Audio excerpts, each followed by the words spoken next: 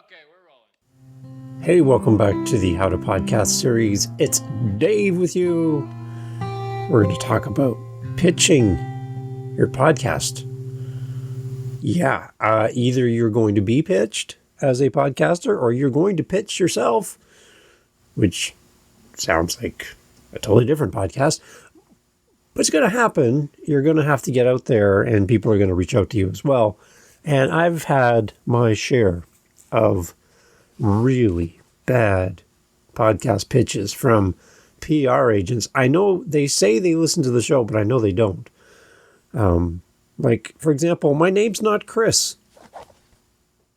My name's not Rachel. Those are emails I get. Hey, Rachel, love the show.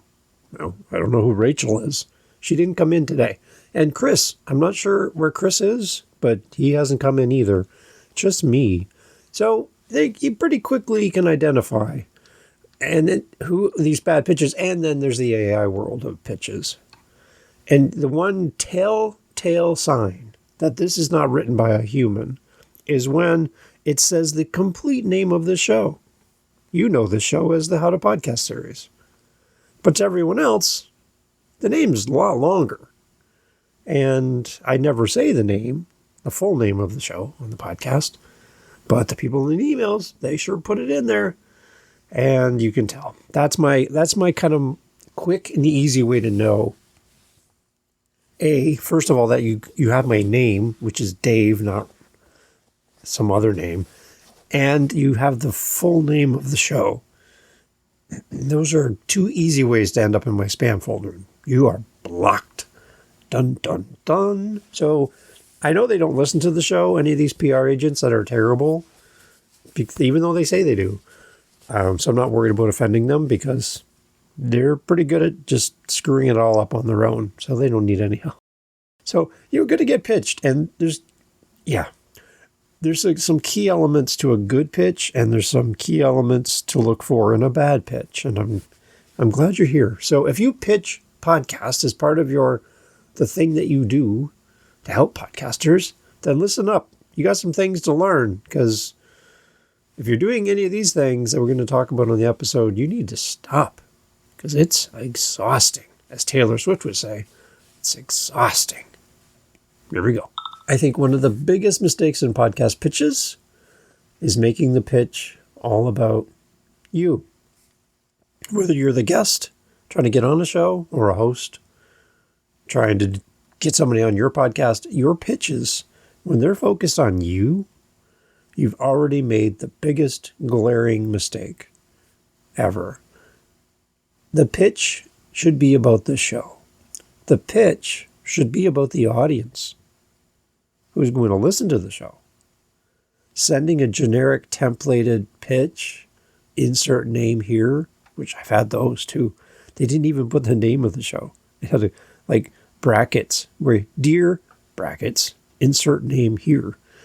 We love your show, insert name here, insert podcast name here. I'm like, come on, really? You didn't even put my name or the name of the show. You just, copy paste, right? It's just a failure on the part of the person sending these terrible pitches, that they don't understand the host, the audience, the show, nothing about the podcast. I had somebody pitch someone for the How to Podcast series who does astroturf for baseball diamonds. He'd be a great guest for your show. And we can talk about fake grass for sporting events. No podcast, nothing to do with my show, but oh my gosh, this is your ideal guest. You're so lucky we're going to send you this person. You're going to love them. No, I don't. No, I don't want somebody to come and talk about fake grass on my show. No. No. So some common mistakes, okay, that I see in these bad pitches, really poor podcast pitches. Leading with your sales goal. I need to sell my book. That is just, really? That's how you're going to start the email? I want more leads, so I want to come on your podcast. Instead of what's in it for the listener? Pitching without listening to the show first. And I can tell by the multitudes of pitches I get on this podcast, you're not listening to anything that I'm putting out. I can tell because you have no idea what the show is about. Again, astroturf for how to podcast series. No. You don't understand the topics. You don't know how to match the guest or your content suggestion or you as a guest yourself to the show. Using fake personalization, such as dropping in the show name, but not referencing anything specific to the show in a real human way. It just reads like ChatGPT or some AI model. It's so phoning it in, as we used to say back in the day. Sending a shotgun pitch to everyone with the same email or DM. Being vague about what you would actually like to talk about, which makes it really hard for me as the host to say yes to you. And focusing on your credentials instead of the outcome for the listener. And just like ignoring the host process completely. If a host has a process that you need to go through, fill out this form, submit this, do that, and you ignore it and just cold email them, and they're like, well, go to my website and fill out the form. Yeah, I just thought I'd reach out to you in person. No. There's a reason why podcast hosts have these things set up. So that's just some examples. So what do podcast hosts really want in a good pitch? Like, what do we really, really want? Well, I'll tell you what we want, what we really, really want. Wait, that sounded like a song. Podcast hosts, we want proof that you know the show that you're pitching to. A clear fit with the topic of our show. It's a specific reason that my audience should care about you as a guest on my podcast. I also just appreciate guests who make it easy to book, easy to prep, and easy to promote after the episode goes live. You give me all of the things I need. I don't have to ask for anything.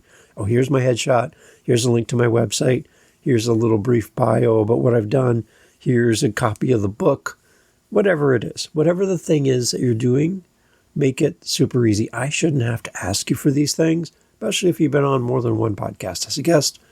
You should already have these things lined up, and you should have this all planned out. If you don't know how to do this, reach out to me at howtopodcast.ca. We'll walk through your guest setup, profile, and one sheet, and I'll help you. I'll give you some one-on-one time to prepare you to go on your next podcast. I'd love to help you with that. A better approach to reaching out to a podcast and making the connection in the right way. What can we do? From my perspective, with over 2,200 episodes, and about half of those, about 1,000 as interviews, from my perspective, from this side of the microphone, here's what I prefer. Some podcasters might want something different, but it's pretty general idea of what podcasters are looking for. We want a stronger pitch that is short, specific, and audience first. Short, specific, and audience first. Mention one real thing that you've noticed about the show. Like, truly, you've listened, you've done your research. How you found the show is helpful as well. A past guest recommended that you should also go on this show. You found the show in Apple Podcasts. You found us on YouTube. You somehow found our website. Somebody told you about the show. How did you find the show? Every podcaster loves to hear the answer to that question. So tell us. And then offer 2 or 3 core topic ideas. As you look through the show's history and archive, you're like, I think I could come with a different angle on this, or have a different opinion or different point of view. I notice you never talk about this on your show, and I think this would be unique for your audience. Come with something different than just coming on to talk about your thing. right? It can't be about you all the time. It's got to be about the audience and then filling a gap in the content. That's going to catch the attention of a podcaster. So think about it from that perspective. Every pitch that you send is battling in the inbox of a podcaster for attention. We're up against a wall of fake PR agents, AI bots, people scraping our emails from the internet. We're just getting hammered by a ton of crap. So make your pitch stand out. Make it different. Make it unique. Make it something that makes people like go, oh, that's definitely a human that wrote that. You want to do something that stands out. So be creative here. This is not something you're going to just whip up and let ChatGPT write this for you. Please don't do that, because you're just going to get filtered out just like everybody else. I would hate to see good guests get filtered out because of a crappy pitch. If your content's worth talking about, if you are worth talking to as a guest, give yourself the best shot possible and write the email yourself. Create it. Make it something unique so that we can fall in love with you as a host. The best pitch tone is warm, it's useful, it's relationship driven rather than aggressive or transactional. Focus on the community for the podcast. Focus in on encouraging the podcaster, and show up with just practical value. The best podcast pitches are going to come from people who actually care and actually have something worthwhile talking about on the show. So what's some good pitch, bad pitch comparisons? Some of these are kind of altered for the sake of the episode, but here's an example of a bad pitch. Hi, I'm a best-selling author, coach, speaker, entrepreneur, strategist, and visionary. Thought leader with 14 programs, 3 books, and a mission to transform the world. I'd love to come on your show and talk about my journey, my framework, my book, and how people can work with me. I'm also available anytime next week. Here's my calendar link. I've had that email many times, too many times. A better pitch, a good pitch would be, hi, Dave. I enjoyed your episode on, what's the episode and the topic? I'd love to share a conversation idea with your audience. How, now insert your topic idea here, can help listeners and give a result. Help listeners what? Do what? Be what? Right? Give us a result. I could bring practical takeaways, a simple framework, and a few stories your audience is really going to relate to. And if this fits, I'd be happy to send over a short outline of what we could talk about on your show. Hello. Why the bad one fails for this example. The bad pitch is all about the guest, not about the audience. It leads with credentials, not value. And it assumes that the host will do all the work of fitting it into their show. It also feels generic and really pushy. Why the good one works, it's good. It's a good pitch because it's specific, it's respectful, and it's easy to evaluate. It's easy to read. It shows you've listened to the show. You're aware of the show. You're aware of the content. Names the listener benefit. It calls out the podcaster. And it gives the host a reason to say yes without digging for an angle or trying to figure out how they're going to fit you into their content. You give them everything on a silver platter. You're like, this is why I would like to come on. I would like to talk about this. So that's one example. Okay, here's a more absurd one. Okay, here we go. Okay, so here's a more absurd version, a little bit added to this, a little flavor to it. Okay, here we go. An absurd bad pitch. Hi, I'm a hamster astrologer, competitive sandwich poet, the founder of a startup that teaches pigeons emotional intelligence. I'd love to come on your podcast to discuss my book, my app, my TED Talk, and my upcoming limited edition sock line. Also, I've already announced the episode on my imaginary press tour. I've already told people that I'm coming on your show. That's a bad pitch. Don't do that. An absurdly good pitch would be, hi, I have one topic that might be a fun fit for your show. What can we learn about resilience from hamsters, sandwich poetry, and pigeons? It's weird, but it's focused. And I can make it practical, playful, and a useful episode and content for your audience. Now that's an interesting combination. All those things, but you're going to make it all fit into one thing. Wow. So the simple rule here, if the pitch sounds like a resume wearing a trench coat, it's probably too much. If it sounds like a helpful conversation with a clear promise to the listener, it's probably really close to a yes. As we look at podcast pitches, especially to those that are sending these out, first of all, don't automate this. Don't automate this. You're going to go straight to spam. Don't pitch the wrong person to the wrong show. It shows your ignorance. It shows that you don't know what you're doing. It's not classy.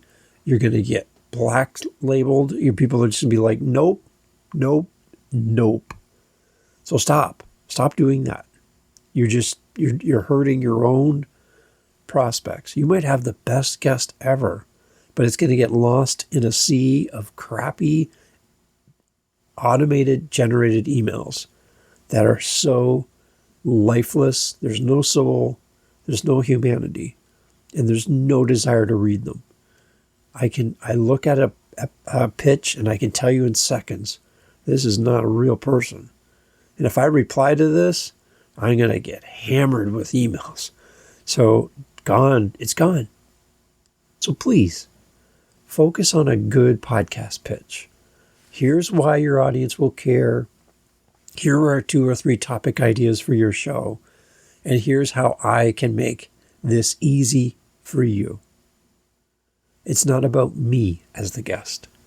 It's not about my life story, my book, my links, my calendar, my coaching program, my history, my insights.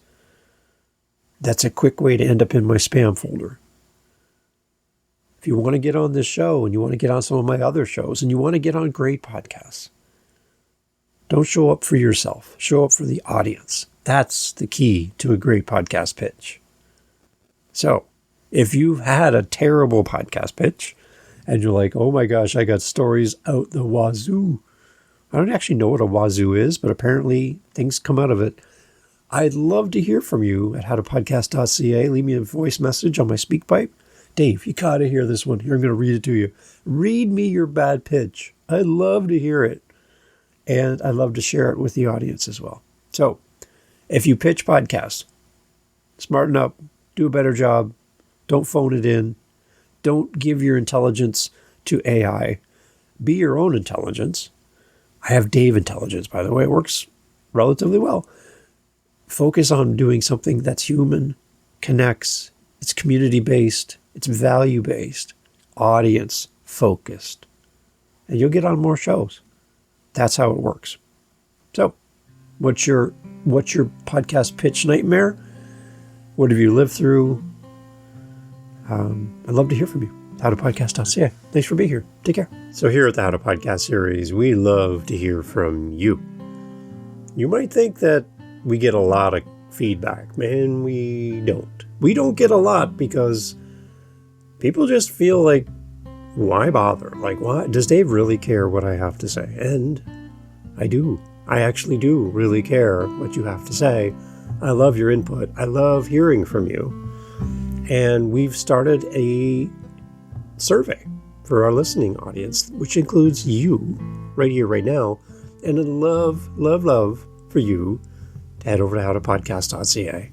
And you'll see our survey right there on our website. And take a few minutes, come through, answer the thoughtful questions we're asking of you to make the show better. not just for you, but for everyone. Your feedback is really going to help shape the show, and I selfishly just want to hear from you. So if you're thinking, Dave probably already knows what I think, I don't. I really don't. I'm not good at reading minds. My wife will confirm that completely. So I don't really know what you think of the show. I don't know if you like it, if you like how long the show is, how long the episodes are, that Dave's doing 365 episodes in a year. Oh my gosh. I would love to hear from you and get your thoughts on this very show right here. So head over to howtopodcast.ca, click on our survey link. It's also in the show notes for every episode, in the most recent episodes, and I'd love to hear from you. So as a listener of this here very show, your feedback can make this show so much better.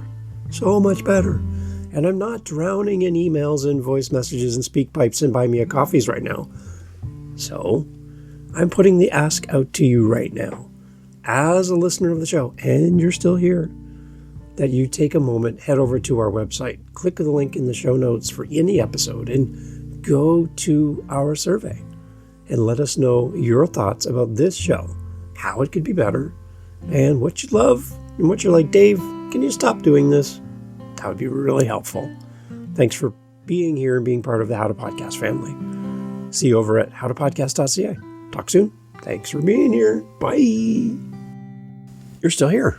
Well, that's like the coolest thing ever. You, again, are proving to the app that this podcast is worth listening to. So you've done more for me than any 5-star rating or review. I do love those. I do love reading your comments, but listening to the episode far outweighs any of those ratings and reviews. So you've already shown all of the apps that this is worthwhile being here, and you're still here. So thank you. Somebody asked me, Dave, do you get listens on your older episodes? So like back to episode 1. We're up on episode 657 right now. And yes, I still get listens to episode 1, which is outstanding because that first episode is all about your why, which is the foundation to everything in podcasting. So if you haven't heard episode 1, you'll hear a much younger Dave on that episode. It still holds up though. I'm pretty happy with it. And it's a basic truth to podcasting. So if you don't know where to start, episode 1, and then you only have 656 episodes to do to catch up. So you got some time, right? This weekend, you can spend some time with me and catch up on the episodes. But start with episode 1. It still gets listens. If you have a podcast content that is evergreen, meaning that the topics don't expire, right? Like a loaf of bread. If your content just keeps going and going and going, and it's relevant way into the future, you'll still get listens. If you have a podcast that's seasonal or topical, maybe politics or whatever, sports, people aren't going to potentially listen to a podcast about a baseball game from 15 years ago. Probably not. So they're going to look for something a little more recent. So if you have a podcast that has relative content that goes into the future, it's still relevant, people will go back. But encourage them to go back. And remember that every new episode is somebody's first time coming through the door. So let them know what they've missed out on and invite them to go back into the catalog like I'm doing right now. Please go back into my catalog. You can search up the topics. You can search up the titles. You can search up and find the episodes that really resonate with you. There's some short ones, there's some longer ones, and I hope that the content finds you well. So if you need any help and you want to talk about giving life to your older episodes, I got some ideas. howtopodcast.ca. Talk to you there. Take care.